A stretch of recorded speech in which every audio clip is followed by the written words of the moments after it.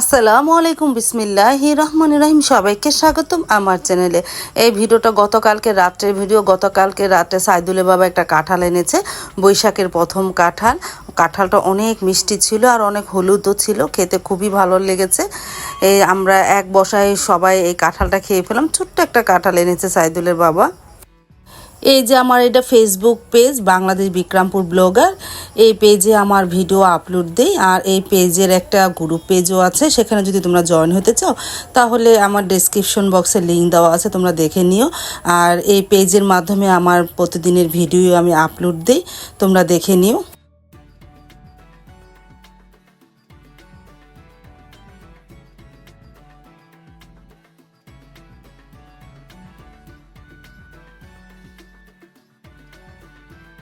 শুভ সকাল। সকাল থেকে ভিডিওটা শুরু করলাম। পেঁয়াজু ভেজেছি, আলু ভর্তা, ডিম ভাজা হচ্ছে। সাইদুল বাবার ডিমটা ভেজে নিতেছে, হাঁসের ডিম ভাজা। আজকে পান্তা ভাত, গতকালকে একটু ভাত বেশি করেই রান্না করেছিলাম যেন সকালে পান্তা ভাত খাওয়া যায়। যে গরম পড়েছে, পান্তা ভাত খেলে একটু ভালো লাগে গরমের মধ্যে। আর সকালে কি নাস্তা খাবো। তারপরে যে আমি আর সাইদুল বাবা বসে পড়লাম পান্তা ভাত খেতে।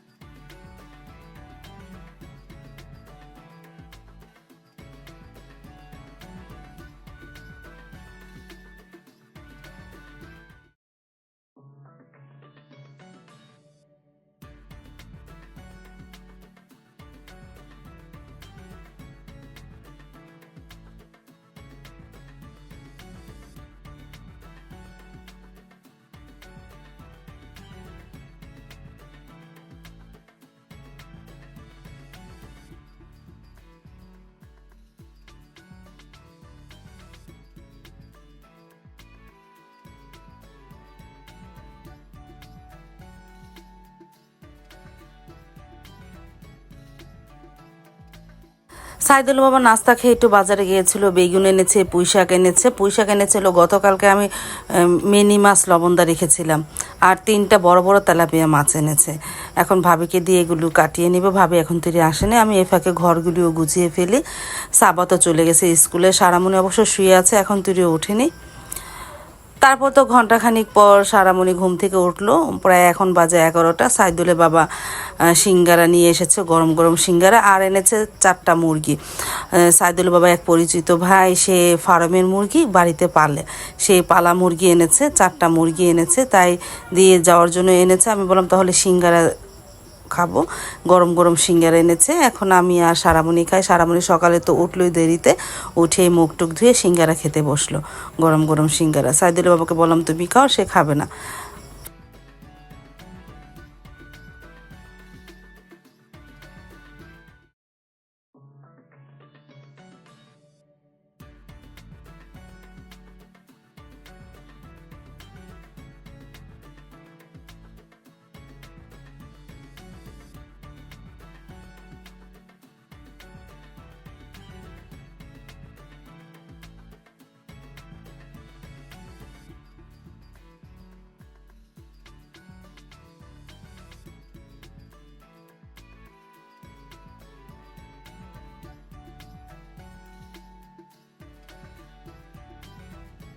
এই যে মুরগি 4টা জবাই করে এনেছে, এখন ভাবিকে দিয়ে মাছ মুরগি কাটিয়ে নিব।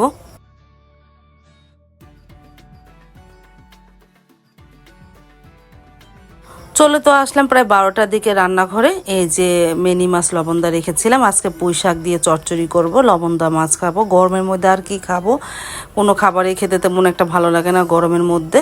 ভাতটা বসিয়ে দিলাম, তারপরে মিনি মাছটা বসিয়ে দিব। আর বাহিরে এসে দেখি ভাবির মুরগি কাটা হয়ে গেছে, এখন মাছগুলো কেটে নিতেছে।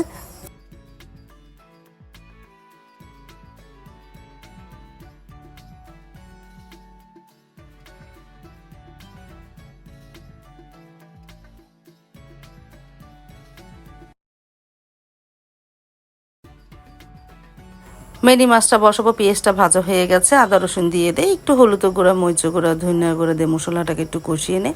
আর মরিচের গুঁড়া একটু বেশিয়ে দেবো, কারণ লবণদা মাছ একটু ঝাল ঝাল হলে খেতে ভালো লাগে।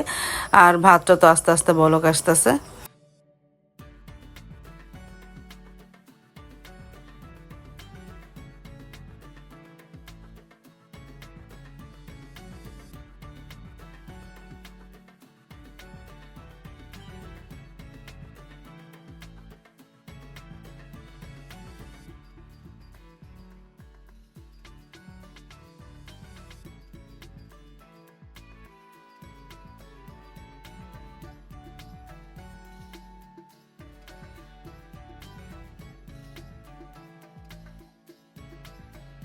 তারপর তো মশলাটাকে ভালোভাবে কষানো হয়ে গেল, দিয়ে ধুয়ে রাখা মিনি মাছ, সাথে পুঁই শাকও দিয়ে দিব। একসাথে মাছ আর শাক কষিয়ে নিব। কষাতে কষাতে দেখা গেল অনেকটাই পানি উঠে যাবে, পুঁই শাক থেকে তো অনেকটাই পানি উঠে।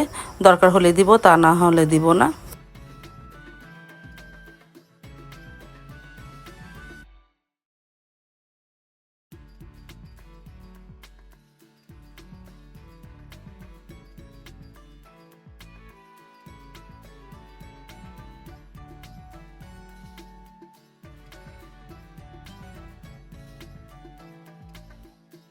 প্রায় তো হয়ে গেল পুঁই শাক দিয়ে মিনি মাছের চচ্চড়ি। মাশাল্লাহ ভালোই হয়েছে।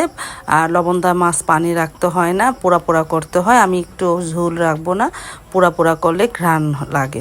তারপরে তেলাপিয়া মাছ কাটা হয়ে যাওয়ার পর আমি ভালোভাবে দিয়ে লবণ আর হলুদ মেখে নিয়েছি। এখন আস্তে আস্তে ভেজে নিই।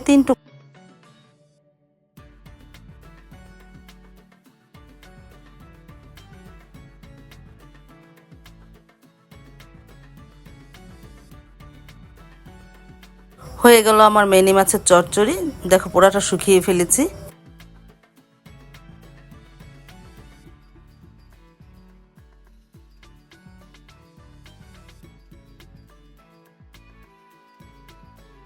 তারপর তো এই যে ভুনা করে ফেললাম তেলাপিয়া মাছ।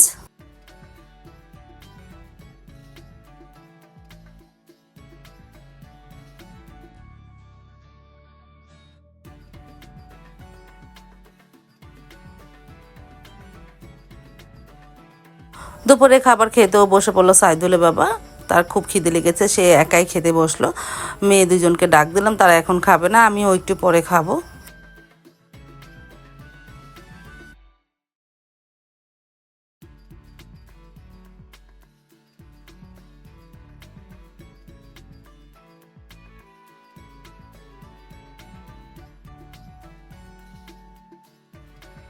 এই যে আমিও খেতে বসে পড়লাম লবণ দেওয়া মাছ আর শাক দিয়ে। মাশাল্লাহ তরকারিটা অনেক মজা হয়েছিল, একটু ঝাল ঝাল হয়েছিল। আর লবণ দেওয়ার মাছ তো খুব একটা ঘ্রাণ, ভালোই লাগলো।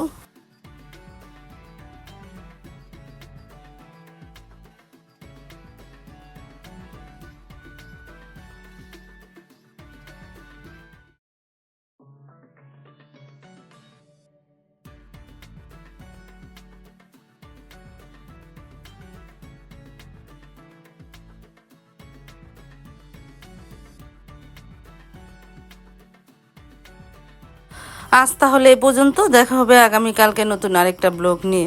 আল্লাহ হাফেজ, আসসালামু আলাইকুম।